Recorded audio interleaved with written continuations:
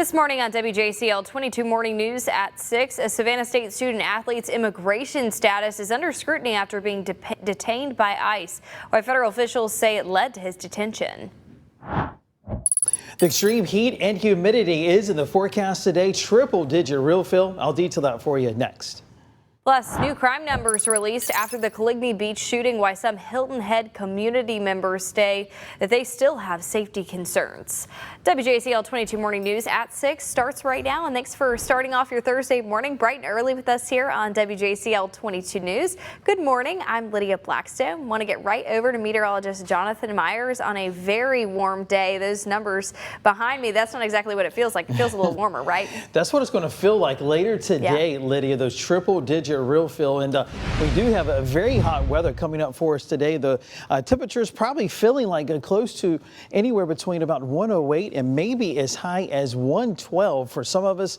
Look at that air temperature, just like yesterday. Most of us around 96 to 99 is what it'll the air temperature factoring that humidity, and that's why there's an extreme heat warning and that is in effect throughout the daytime. Stay hydrated, be careful during those outdoor activities, and remember, just like yesterday, take frequent breaks and try to get all those outdoor activities in this morning before it gets very hot. Drive time temperature into the 70s, close to 80 right now, and we'll see those low 80s there by 8 o'clock. So quickly warming up for all of us. Tracking that heat and humidity for today, and then even for the weekend, we'll see highs in the mid to upper 90s for both Saturday and Sunday. Good news is some cooler weather is in the certified most accurate forecast next week, and also chances for some rain. I'll detail that for you in less than 10 minutes. Grab the sunglasses as you're heading out the door to start your Friday Eve. The only spot that we're seeing any slowdown is on I-95 right after you cross that state border or state line between Georgia and South Carolina, where it goes down to one lane. Now they have reopened it, but traffic a little slow to get going. So just be mindful. That could slow you down a little bit. But if you're heading southbound from Hardeeville into Savannah, no issues. Won't even take you a half an hour, Lydia. All right, good to hear. Well, this morning, the U.S. Department of Homeland Security is releasing new details about the detention of a Savannah State University baseball player. Federal officials say the case centers on 22-year-old Johan Sandoval's student visa and why they believe that he was no longer legally authorized to remain in the United States. ICE agents arrested him in New York last week. The U.S. Department of Homeland Security, they told WJCL 22 News on Wednesday that Sandoval entered the country on an F1 student visa in 2022. An F1 visa allows international students to study full-time in the U.S. That visa was terminated last year after he failed to meet its requirements.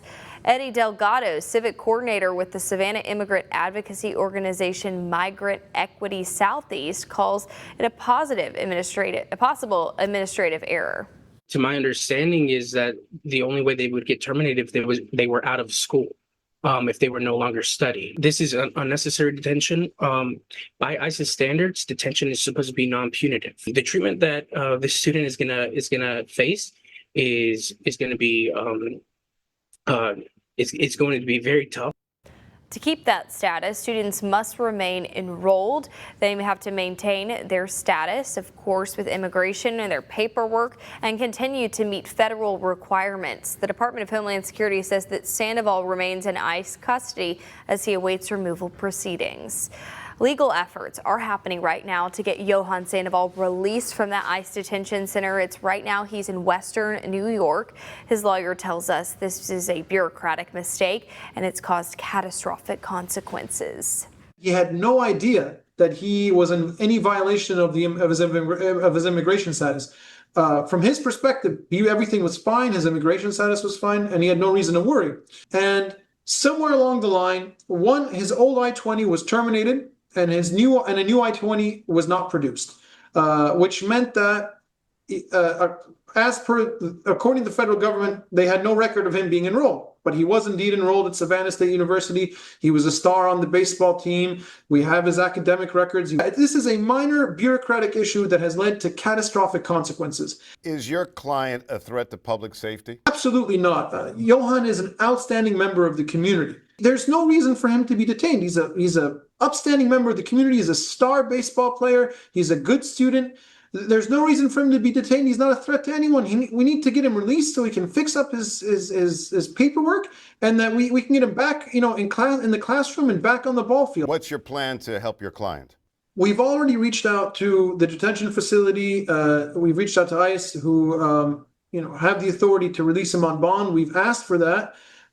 If that does not occur, we will make a formal motion in immigration court. How's he doing? I believe he's doing well.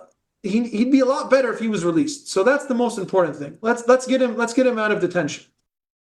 An attorney tells WJCL 22 that they may ask for the government to expedite Johan's case, but that comes at a cost of $2,000 and no assurances that Johan Sandoval will be released. And coming up in our next half hour, we're going to have the latest on how supporters are rallying at Savannah State University for the student athlete detained by ICE.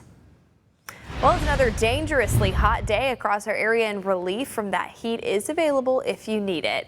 WJCL 22 News' Madeline Cooper is live outside at Forsyth Park. She's at the splash pad. It's not on right now, but it will be on later. That's an area where you can cool off, and she's got some important reminders to avoid heat-related illness. And Madeline, that's going to be really important today.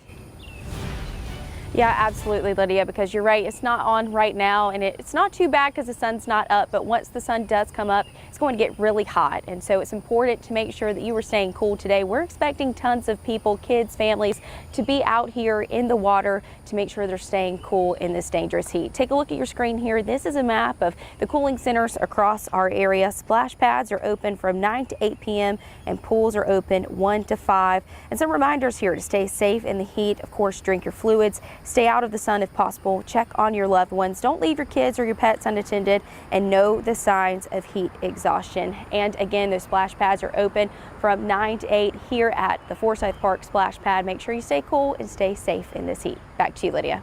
Can actually be kind of fun when you have that splash pad on. Thanks so much, Madeline, for that report. Well, for more information about cooling centers and other areas that you can go to beat the heat, you can always go to our website. It's WJCL.com. Now to the Low Country, where the town of Hilton Head Island is holding a special public safety meeting today.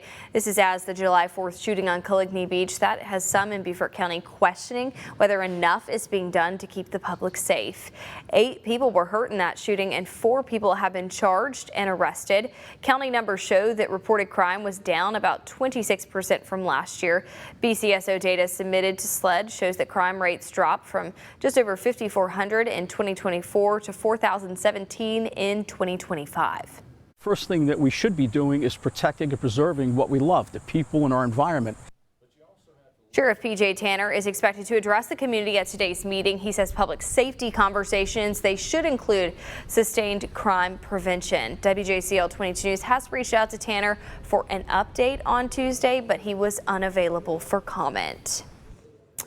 A man is recovering after he was shot in the leg in Savannah. He was taken to Memorial Health for treatment following that shooting. Savannah police say the shooting happened on West 31st Street. This investigation is, of course, ongoing, and anyone with any information should call Crime Stoppers at the number there on your screen.